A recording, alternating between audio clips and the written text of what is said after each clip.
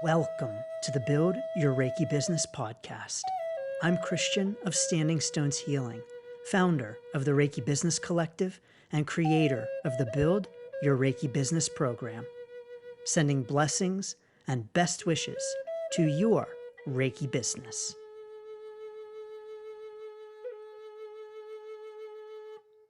Welcome to this episode of the Reiki Business Podcast. In this episode, we are talking about Reiki business models because so often when we are thinking about starting a Reiki business, we have the vision of the very standard Reiki business. You know, the one that is in person, where you are seeing in-person clients. And most often, you are seeing them in an office space with a Reiki room. This is typically the vision that we have when we picture a Reiki business, when we think about Reiki business, and when we consider starting our own Reiki business. And if this is the kind of Reiki business that you are considering starting, that is great. I also want to encourage you that it is not the only kind of Reiki business, nor is it the kind of Reiki business that you need to start, and it very well may not be the best Reiki business model for you. And so I want to encourage you on your Reiki business journey as you are considering your Reiki business to recognize and honor that Reiki business models are as infinite as Reiki itself. So we as Reiki practitioners know that Reiki is infinite. We know that it is incredibly flexible. We know that we can do in-person sessions. We can send distance Reiki. We can send Reiki across time and space. We can Reiki animals. We can Reiki objects, food, flowers, Reiki, Reiki, Reiki, anything, everything, all the time, anywhere, at any time. And so just like Reiki is so infinite, so too are the Reiki business model possibilities. What that means is that you do not have to confine yourself to in-person sessions with clients in a Reiki room. You indeed can expand your vision for your own Reiki business. Now, this does not only include distance sessions, but it includes all kinds of things. Maybe creating and selling Reiki-infused products. Maybe your Reiki business is one in which you are not seeing any clients at all. Maybe you just want to create Reiki jewelry and sell Reiki jewelry, and that is your Reiki business. Maybe you want to bring Reiki into your existing work. Maybe, for instance, you are a hairstylist and you want to bring Reiki into your salon and you want to bring it into your hairstyling. Yes, you can do that for sure. Maybe you want to offer distance sessions only. Maybe you want to be a Reiki nomad and offer traveling sessions. Maybe you want to only teach and you don't want to see clients at all. Those are all possible within the vast, massive umbrella of Reiki business. And so even though the standard and common and most considered Reiki business model is the one in which you are seeing clients in a space one-on-one, your Reiki business doesn't have to look that way. And it can look in all different kinds of ways and be all different kinds of things. So, for instance, your Reiki business could be even a combination of all kinds of things. So you could have a Reiki business that sees clients one-on-one in person that also has a distance component, maybe that also creates Reiki-infused objects. And so you don't even have to limit yourself to one kind of business model. Now, my own particular Reiki business is a hybrid business. So what that looks like for my Reiki business right now, because our Reiki business is unfolding, it is a journey, and that does mean that how your Reiki business looks at the beginning is not how it's going to look in the future. And so as you determine the Reiki business model that is right for you when you start your Reiki business, know that that can change, and that's absolutely okay. So be open to that changing. One of the things that is important for us as business owners is to be open to change and to be open to new possibilities and to doing things differently. As a matter of fact, I believe this is essential to being a successful business owner, whether you're a Reiki business owner or not. Whatever kind of business you got, being open to change, being open to new possibilities and to making changes is very important to being a successful business owner. And so with your Reiki business, I encourage you to be open to the possibilities and how your business might morph and grow and change, particularly as it pertains to the business model. So my current Reiki business model is a hybrid business. Now, what that means is that I do offer an online component, and I do offer an in-person component.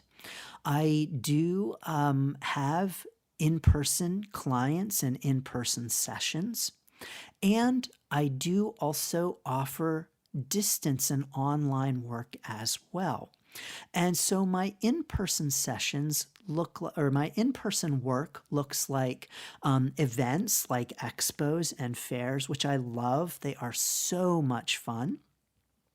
It also looks like individual sessions, particularly mobile sessions. It also looks like doing speaking engagements and events. For my distance component of my business, the online component of my business, it looks like individual sessions, and it looks like teaching, and it looks like products as well. So that may grow and change, that may morph, that may be different in the future, but that's how my Reiki business looks at this point in time. My Reiki business at this point in time is also a full-time model. And so my business, I am operating it full-time at this point. It hasn't always been the case. I have had my Reiki business part-time in the past, and who knows, maybe I'll have it part-time in the future. Because remember, our Reiki business journey is growing and unfolding, and things are always subject to change. Now, don't worry, this doesn't mean that I'm stopping Standing Stones Healing, and it doesn't mean that I am not invested in and dedicated to my business and serving in that way. No way. Standing Stones Healing is not going anywhere, nor do I have any plans right now to move my business to part-time. But you do never know what happens and how our journey might unfold. And it's really just all about being open to those possibilities and what might come. So I encourage you to be open to those possibilities. This idea of asking yourself whether you want to be part-time or full-time is also important. Here's the thing though, everyone, is that if you started off your Reiki business by asking yourself, I want to start a Reiki business. I want to ask myself, do I want to be part-time or do I want to be full-time? Well, let's admit that everyone is going to say, I want to be full-time. Everyone's going to say, I want to run my Reiki business full-time. And so approaching it from that standpoint isn't necessarily the best first question to ask yourself, because the answer is going to be, yeah, of course. But rather, the question to ask yourself is, what do you want your Reiki business to look like? How ideally would your Reiki business be set up? So, do you want to have in-person sessions? How many people would you ideally like to be seeing on a weekly, daily basis? Do you want to have a distance component, an online component? Do you want to teach? Maybe you're at Reiki level 2 right now, and so teaching is not a possibility for you. At least, let me say, not teaching Reiki, because of course there are plenty of other things you can teach as part of your Reiki business. And so asking yourself the kinds of things that you want to be doing in your Reiki business is going to be the kind of question to ask yourself up front. What are the kinds of activities that you want to be doing, the business activity, the services that you want to be offering, and the ways in which you want to be offering. And so those business model questions are the first things to start off with asking yourself in your Reiki business consideration. And this can indeed change, like I mentioned, and it's okay when it does.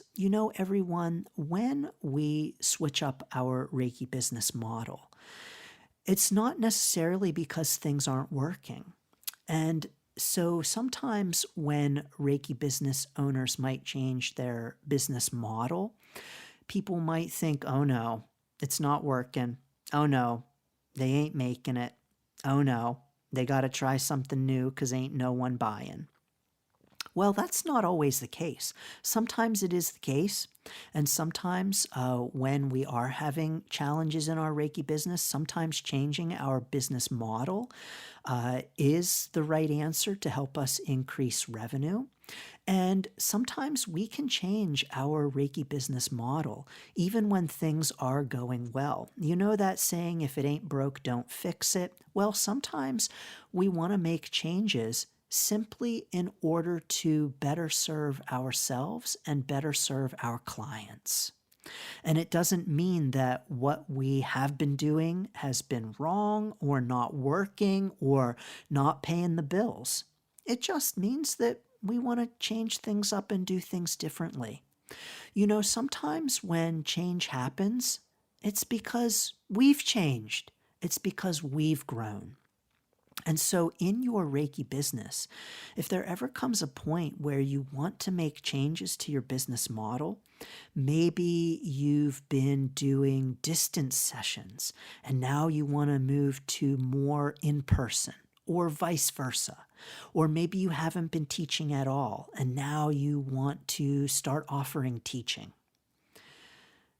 You can do that. And it doesn't mean that you've been wrong to not do that. And it doesn't mean that you have been missing out by not doing that. And it doesn't mean that you haven't been making as much money because you change your business model. Indeed, sometimes when we change our business model, we're going to have a dip in revenue, especially right at the outset, because we're switching things up and changing things up, and we're adjusting to the newness of our business, and so are our clients and potential clients.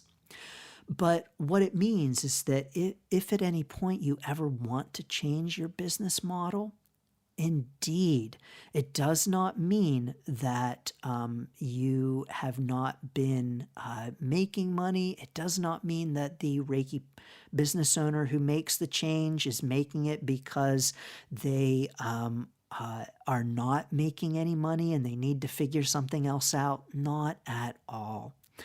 It, at its very core, means that we have grown and changed, and that what we want and how we want to serve grows and changes. This is a natural evolution of being a business owner. And so the way in which you might conceive of and envision your Reiki business at the outset is not necessarily how you might envision it for your future. And so the questions that you are asking yourself at the beginning, what do I want my Reiki business to look like? How do I want to serve? What do I want to offer? Those questions are not once and done questions. Those indeed are ongoing questions, and that Reiki business model consideration is indeed an ongoing consideration. But I do encourage you when you are first starting out to really ask yourself those first questions about your Reiki business model. In my estimation, this is really the first place to start with your Reiki business. So ask yourself some questions to consider. Where do I want to serve in terms of physical location? So that might be actual in-person clients. Where do I want to see them? Do I want to see them in my home? Do I want to see them in an office? Do I want to see them in another practitioner's office? Where do I want to see clients? How do I want to see clients? How do I want to serve? Do I want to offer hour-long sessions? Do I want to offer services in addition to Reiki sessions?